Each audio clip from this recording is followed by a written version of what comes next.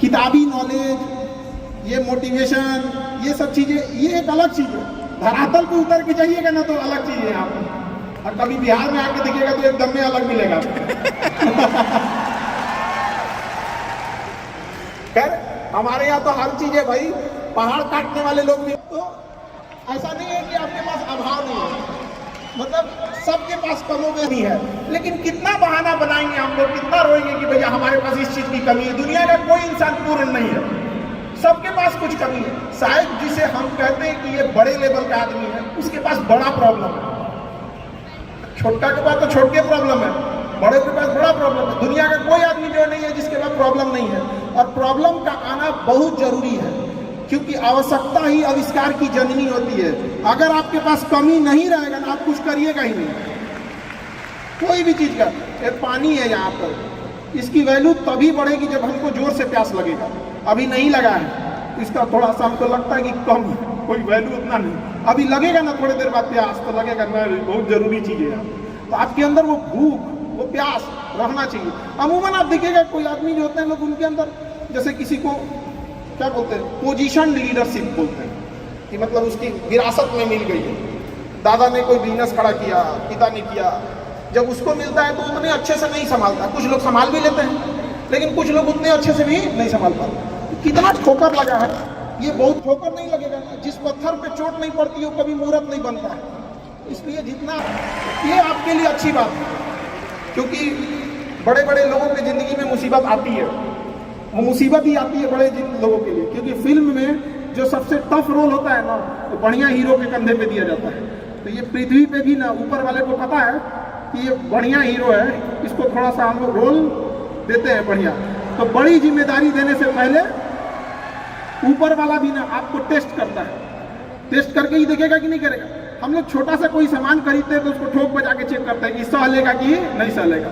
एक छोटा सा बर्तन कोई खरीदने जाता है तो पटक के दिखाता है, देखिए मजबूत है। तो ऊपर वाला भी जब आपको बहुत बड़ा जिम्मेदारी देने वाला होता है ना, तो पहले सोचता है कि इसका थोड़ा सा टेस्ट कर ले। बहुत लोग टेस्टे में भाग जाते हैं, ये भगवान हमरा काहे लिए तुम मुसीबत लाया यार। जब ऊपर वाला तुमको खुशी दिया था तो थैंक यू कहना भूल गए थे, और जब मुसीबत दिया चेक करने के लिए तो परेशान हो गए। आप चीज़ों से घबराना नहीं चाहिए किसी को। जिसके जिसके जीवन में कठिनाई आ रही है, आप समझिए कि आप एक सही रास्ते पे जा रहे हैं, क्योंकि वही रास्ता सफलता का है। और अगर आपके जीवन में कठिनाई नहीं आ रही है, आप गलत रास्ते पे हैं, क्योंकि सफलता का रास्ता बहुत कठिन होता है।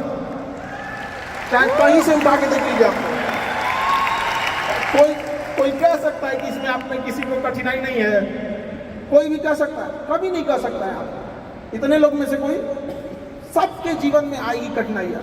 कठिनाई का आना है, और करके निकल जाएंगे हम लोग यहाँ पर, सीखेंगे। और कठिनाई से आने से एक चीज और फायदा होता है कि हमें समाज की एक वो हिस्सा देखने को मिलता है जो हम नहीं देख पाते। कठिनाई के बाद पता चलता है कि दुनिया कैसी थी और हम कैसा समझ रहे थे इसको। बहुत जरूरी है इस चीज को, समाज का एक असली चेहरा दिखा के रखना लोगों को। आजकल यंग जनरेशन जो है ना, अचानक सोचती है सफल हो जाए। अचानक कभी नहीं सफल हो सकते हैं। रातों रात जो सफल होते हैं ना, रातों रात गायब हो जाते हैं।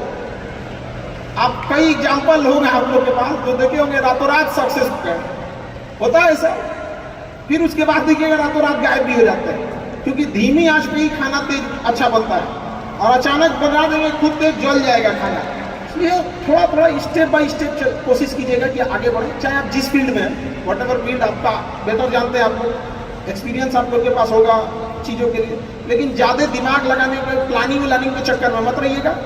कोशिश कीजिएगा कि आज का आज चीज़ों को एग्जीक्यूट करें। जितना जल्दी एग्जीक्यूट करेंगे उतना जल्दी आपको कुछ एक्सपीरियंस गेन करेंगे, फिर आगे बढ़ने का आपको और जो भी कठिनाई होगी उससे आगे बढ़ के निकलेंगे आप लोग। आप डिसीजन लेने के टाइम पे ज़्यादा किसी के इन्फ्लुएंस मत होइएगा। और कई बार होता क्या है ना कि हम किसी के दबाव में डिसीजन ले लेते हैं। आप सुनिए सबकी, अकेले डिसीजन मत लीजिए, 3-4 आदमी से देखिए, ताकि नहीं तो मोहम्मद बिन तुगलक हो जाएंगे। अकेले डिसीजन लेंगे। वो राजधानी चेंज कर दिया, दिल्ली से लेकर चल गया दौलताबाद पर, और गर्मी के दिन में आधा आदमी को ले जाकर मुँह दिया उधर ले जाकर। फिर यार आधा मर गए, मुझे कैसे, कहा महाराज इतना दिक्कत था, कहा वापस चलो, वापस ले जाकर मार दिया था। अपने से डिसीजन लेने के चक्कर में मत रहिएगा। 2-4 बार आप देख लीजिएगा। और दूसरों के एक्सपीरियंस से सीखना बहुत जरूरी है, क्योंकि खुद के ठोकरों से अगर आप सीखने की कोशिश कीजिएगा तो शायद ये जन्म आपका ठोकर खाते खाते ही खत्म हो जाए। तो दूसरों के ठोकर से आप सीख लीजिए ना। आदमी थोड़े दूर जाता है तो किसी से पूछ लेता है कि कहाँ से मुड़ना है, कहाँ से नहीं मुड़ना है। तो अपने जीवन में भी कभी कुछ है तो सीख लिया कीजिए। कभी कभी आपसे छोटे लोग भी आपको बहुत अच्छा ज्ञान दे देते हैं। कोई इस चीज़ का अंत नहीं होता है सीखने का। सीखने के मामले में थोड़ा बेशरम बनना पड़ता है कि भाई जहाँ से मन मिले वहाँ से सीख लेना चाहिए जो भी चीज़। हमको तो लगा था कि विवेक बिंद्रा जी हम लोग को भी कुछ सिखाएंगे। हालांकि चीज़ें बहुत पता है। एक 2 साल पहले, 1.5 साल पहले हमसे एक बात उन्होंने बोला था कई चीज़ों के लेकर, डिसीजन को लेकर। काफ़ी अच्छी मित्र है हमारे।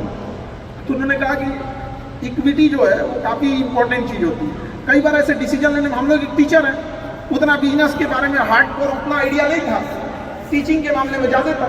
तो एक आध डिसीजन गलत ले रहे थे लोग, उन्होंने भी काफ़ी इस चीज़ों में हेल्प किया था। तो किसी से डिस्कस कर लेना चाहिए और इंस्टेंट डिसीजन लेने से बचिएगा।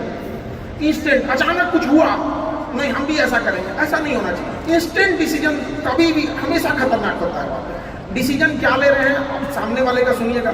कई बार ऐसा होता है लोग डिस्कशन के नाम पे अपनी बतिया ठोक देते हैं। 4 आदमी के बीच में बैठेंगे और कहेंगे हम ऐसा सोच रहे हैं। ऐसा कभी मत कीजिएगा, पहले उनकी सुन लीजिएगा कि वो लोग क्या बोल रहे हैं। क्योंकि जब आप किसी बड़े लेवल पे होते हैं ना, आप कहेंगे कि हम ऐसा सोच रहे हैं तो आपके नीचे वाले लोग भी ना आप ही की बात में हम यहाँ मिला देते हैं। तो बेटर है पहले उनके अपना बोलने से पहले उनकी बातें सुन लीजिए कि वो क्या कहना चाह रहे हैं, तभी जाके किसी डिसीजन पे पहुंचे। इंस्टेंट डिसीजन चीज़ों से बचेगा।